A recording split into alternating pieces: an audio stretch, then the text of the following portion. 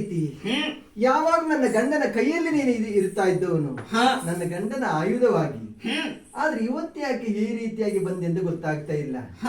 ಬಂದವನೇ ಹೇಳ್ತಾ ಇದ್ದೀನಿ, ನೀನ್ ಇಷ್ಟೆಲ್ಲ ಆಡೋ ಮಾತು ಕೆಲವರು ಕೇಳಲಿಕ್ಕೆ ಆಗುದಿಲ್ಲ, ಎಷ್ಟು ಸಿಟ್ಟು ಬರ್ತಾ ಉಂಟು ಗೊತ್ತುಂಟಾ. ಯಾಕಮ್ಮ? ಆದ್ರೆ ಈ ರೀತಿ ಆಡಬಾರ್ದು.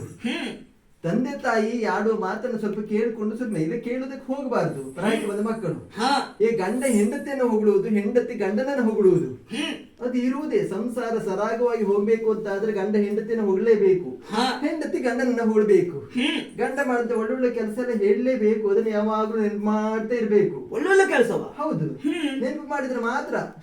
ಹಾಗಾಗಿ ನನ್ನ ಗಂಡ ಮಾಡಿದಂತ ಕಾರ್ಯವನ್ನೆಲ್ಲ ನಾನು ಹೇಳ್ತಾ ಇದ್ದೇನೆ. ದುಷ್ಟ ದಾನವರನ್ನೆಲ್ಲ ಕೊಂದಿದ್ದಾರೆ. ಕೆಲವೊಮ್ಮೆ ದುಷ್ಟ ದಾನವರನ್ನ ಕೊಲ್ಬೇಕು ಅಂತ ಆದ್ರೆ ಎಷ್ಟು ಅವತಾರವನ್ನು ಹೊಂದಿದ್ದಾರೆ, ಹೌದಲ್ವಾ? ಅದನ್ನೆಲ್ಲ ಹೇಳ್ತಾ ಇದ್ದವಳು ನಾನು. ಆದ್ರೆ ನೀನು ಬಂದವನು, ನಿಮ್ ಗಂಡ ಏನೂ ಅಲ್ಲ, ಅವ್ರು ಕೆಲಸ ಮಾಡಿದ್ದೇನೂ ಇಲ್ಲ, ಕೆಲಸ ಎಲ್ಲ ನೀನ್ ಮಾಡಿದಂತ ಹೇಳ್ತಾ ಇದೆಯಲ್ಲ. ಹೌದಮ್ಮ, ಅದಕ್ಕೆ ಹೇಳಿದ್ದು. ನನ್ನ ಗಂಡ ಅಷ್ಟೆಲ್ಲ ಕೆಲಸ ಮಾಡಿದ್ದಾರೆ, ಯಾರು ಬೇಕಾದ್ರೆ ಶ್ರೀಮನ್ನಾರಾಯಣ ಎಷ್ಟೆಲ್ಲ ಕೆಲಸ ಮಾಡಿದ್ದಾರೆ ಅಂತ ಎಲ್ಲರಿಗೂ ಗೊತ್ತುಂಟು, ಎಲ್ಲರೂ ಪೂಜಿಸ್ತಾ ಇದ್ದಾರೆ, ಹೌದಲ್ವಾ?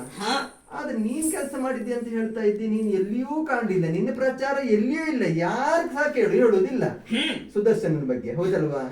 ಹಾಗಾದ್ರೆ ನೀನ್ ಎಲ್ಲಿದ್ದೆ ಅಷ್ಟೊತ್ತಿಗೆ? ಅದೆಷ್ಟು ಅವತಾರವನ್ನು ಹೊಂದಿದ್ದಾರೆ.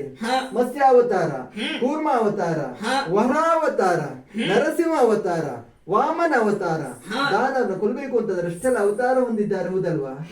ಆವಾಗ ನೀನ್ ಎಲ್ಲಿದ್ದೆ? ಕಾಣಲೇ ಇಲ್ಲ ನಿನ್ನನ್ನ. ಅಮ್ಮ, ನಿಮ್ಮ ಗಂಡನನ್ನು ನಾನಾ ರೀತಿ ಹೊಗಳ್ತಾ ಇದ್ದವರು ನೀವು. ಹೌದು, ಹೊಗಳಿ. ಹಾಗಂತ ಯಾರಿದ್ದಾರೆ ಎಂಬುದು ನೋಡಿಕೊಂಡು ಹೊಗಳಬೇಕು. ನನ್ ಗಂಡ ಹೊಗಳಿಕ್ಕೆ ಯಾರು? ನನ್ಗೆ ಕೈಯಲ್ಲಿ ನಾನಿದ್ದೇನೆ, ಬೇರೆ ಗಂಡ ನಾನು ಹೊಗಳಿಲ್ಲ, ನನ್ನ ಗಂಡ ನಾನು. ನಿಮ್ಮ ಗಂಡನ ನೀವೇ ಹೊಗಳಿ. ಹಾಗಂತ ನೀವು ಇರುವಾಗ ಹೊಗಳಿದ್ರೆ ತೊಂದರೆ ಇಲ್ಲ, ಆದ್ರೆ ಕೈಯಲ್ಲಿ ನಾನಿದ್ದೇನೆ, ಆದ್ರೆ ನನ್ನನ್ನು ನೋಡಿಯೂ ಗಂಡನ ಹೊಗಳ್ತಾ ಇದ್ದೀರಲ್ಲ. ನೀನ್ ಯಾವಾಗ್ಲೂ ಇರುವವನಲ್ವಾ? ಇರ್ಲಿ, ಆದ್ರೆ ಧರ್ಮ ರಕ್ಷಣೆಗಾಗಿ ನಾನಾ ರೂಪವನ್ನು ತಾಳಿ ದುಷ್ಟರನ್ನು ವಧಿಸಿದ್ದಾರೆ ಎಂಬುದಾಗಿ ಹೇಳ್ತಾ ಇದ್ದೀರಾ. ಅದಲ್ಲದೆ ನಾನು ಎಲ್ಲಿದ್ದೇನೆ ಎಂಬುದು ಕೇಳ್ತಾ ಇದ್ದೀರಾ. ಕಾಣಲೇ ಇಲ್ಲ ನಿನ್ನನ್ನ. ಆದ್ರೆ ದುಷ್ಟರನ್ನು ವಧಿಸುವುದಕ್ಕಾಗಿ ಮೊದಲನೇ ಅವತಾರ ಯಾವುದು? ಮತ್ಸ್ಯಾವತಾರ. ಮತ್ಸ್ಯಾವತಾರವಾ?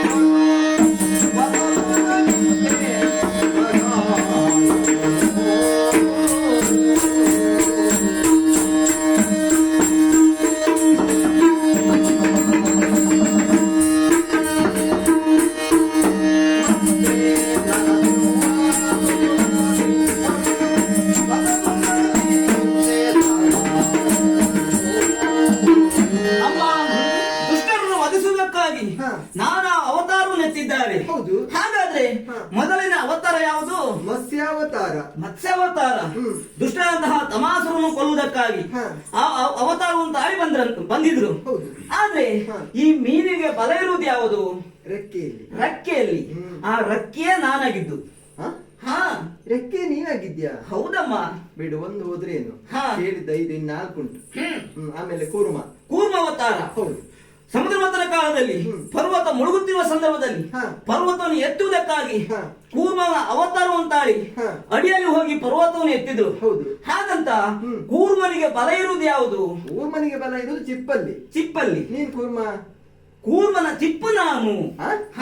ಚಿಪ್ಪ ನೀನು. ಚಿಪ್ಪು ಇದು, ಅದು ಬೇರೆ. ಇದು ಕೂರ್ಮನ ಚಿಪ್ಪು. ಕೂರ್ಮನ ಚಿಪ್ಪು.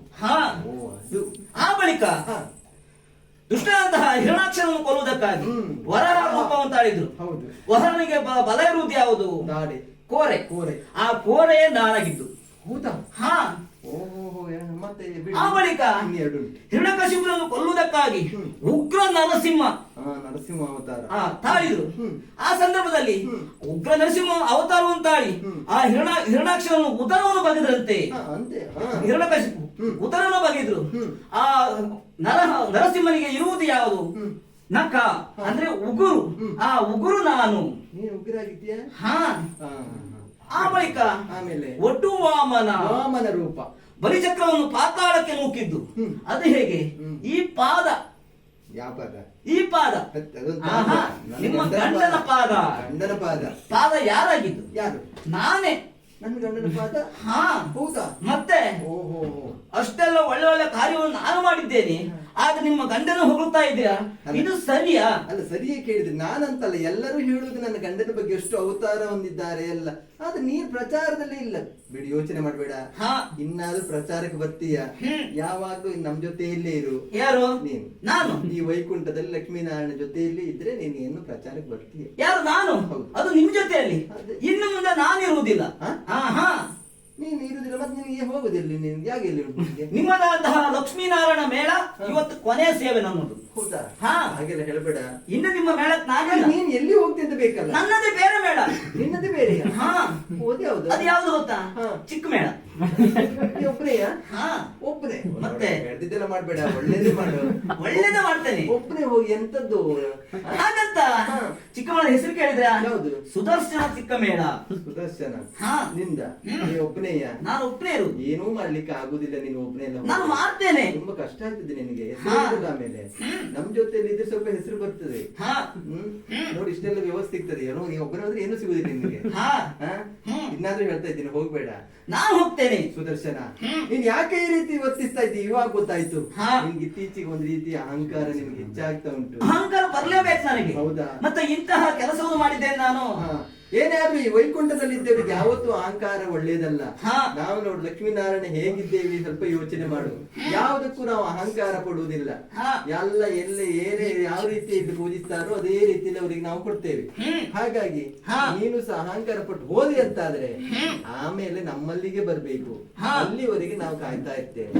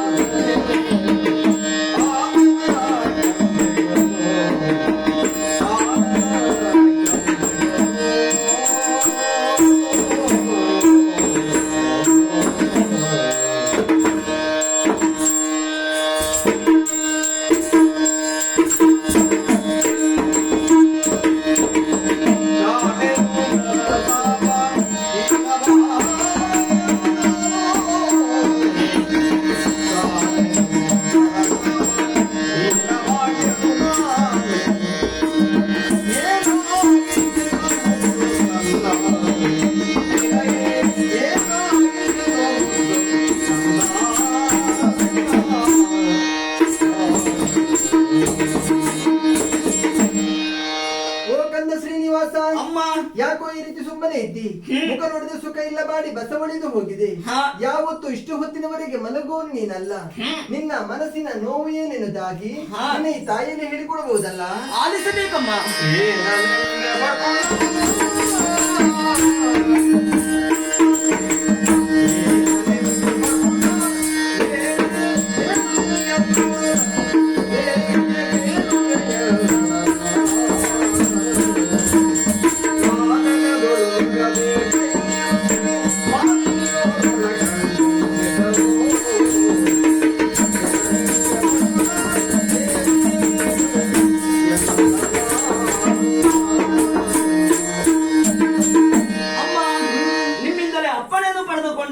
ಕಾಡಿಗೆ ಬೇಟೆಗೆಂದು ಹೋದವು ನಾನು. ಬೇಟಾಡುತ್ತಾ ಮುಂದೆತ್ತು ಹೋಗುತ್ತಿರುವ ಸಂದರ್ಭದಲ್ಲಿ ಕಾಡಿನ ಮಧ್ಯದಲ್ಲಿ ಒಬ್ಬಳಕ್ಕೆ ತರುಣಿಯನ್ನು ನೋಡಿದೆನಮ್ಮ. ಅವಳು ಯಾರಂತೆ? ಹೆಸರು ಕೇಳಿದ್ದೇನೆ, ಪದ್ಮಾವತಿ ಎಂಬುದಾಗಿ. ತೋಂಡಾ ದೇಶ. ತಂದೆ ಹೆಸರು ಆಕಾಶರಾಯ, ತಾಯಿ ಹೆಸರು ಧರಣಿ ದೇವಿ.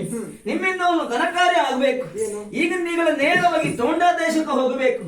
ಆಕಾಶರಾಯನಲ್ಲಿ ಪದ್ಮಾವತಿಯನ್ನು ನನಗೆ ಕೊಟ್ಟು ಮದುವೆ ಮಾಡಿಸುವುದಕ್ಕಾಗಿ ಕೇಳಿಕೊಂಡು ಬರ್ತೀರಮ್ಮ. ಮದುವೆಯ ನಿನ್ಗೆ ಇನ್ನಿಷ್ಟು ಬೇಗ ಮದುವೆ ಏನು? ಯಾಕಮ್ಮ? ಇನ್ನೊಂದು 10 ವರ್ಷ ಹೋಗ್ತೀವಿ, ಸಣ್ಣವಲ್ಲ ನೀನು. ಈಗಲೇ ಪ್ರಾಯ ಹೆಚ್ಚಾಗಿದೆ, ಇನ್ನು 10 ವರ್ಷ. ಎಂತದ್ದು ಪ್ರಾಯ? ಸುಮ್ಮನೆ ಇರು. ನಿನ್ಗೆ ಇಷ್ಟು ಬೇಗ ಮದುವೆಯ? ಹೌದಮ್ಮ ಕಂದ. ಆದ್ರೂ ಮದುವೆ ಮಾಡಿಸಬಹುದು. ಹಾ, ಮದುವೆ ವೆಚ್ಚಕ್ಕೆ ಬೇಕಲ್ಲ. ವೆಚ್ಚಕ್ಕಾಗಿ ಚಿಂತಿಸುವ ಅಗತ್ಯವಿಲ್ಲ. ನಮ್ಮವನೆಯಂತಹ ಕುಬೇರನ ಕೈಯಲ್ಲಿ 14,000 ರಾಮಟಂಕೆ ಹೊಂದನ್ನು ಸಾಲವಾಗಿ ಪಡೆದರಾಯ್ತಮ್ಮ. ನೀನ್ ಕೇಳಿದ್ರೆ ನಿನ್ಗೆ ಯಾರು ಸಾಲ ಕೊಡ್ತಾರೋ? ನಿನ್ ಮುಖ ಹಾಗುಂಟಲ್ಲ, ಅದು ತೀರಿಸ್ಬೇಕಲ್ಲ. ಆಮೇಲೆ ತೀರಿಸುವ ಬಗೆ ಮುಂದೊಂದಿನ ಭಕ್ತರ ಸಂಕಷ್ಟವನ್ನು ಪರಿಹರಿಸುವುದಕ್ಕಾಗಿ ತಿರುಮಲಾಚಲ ಅರ್ಥಾತ್ ತಿರುಪತಿಯಲ್ಲಿ ವೆಂಕಟರಮಣನಾಗಿ ನಾನು ನೆಲೆಯಾಗಿರುತ್ತೇನೆ. ಆ ಸಂದರ್ಭದಲ್ಲಿ ಭಕ್ತಾದಿಗಳು ನನ್ನ ನೋಡೋದಕ್ಕೆ ಬರ್ತಾರೆ. ಬರುವಾಗ ವೆಂಕಟರಮಣ ಗೋವಿಂದ ಗೋವಿಂದ ಅಂತ ಹೇಳುತ್ತಾ ಮುಡಿಪಿನ ಹಣವನ್ನು ತಂದು ಹುಂಡಿಗೆ ಹಾಕಬೇಕು. ಹುಂಡಿಯಲ್ಲಿದ್ದಂತಹ ಹಣವೆಲ್ಲವೂ ಸಮುದ್ರರಾಜನ ಮೂಲಕ ನೇರವಾಗಿ ಕುಬೇರನ್ನು ಸಲ್ತದಮ್ಮ. ಹಾಗಾದ್ರೆ ಶ್ರೀನಿವಾಸ ಕಲ್ಯಾಣದಲ್ಲಿ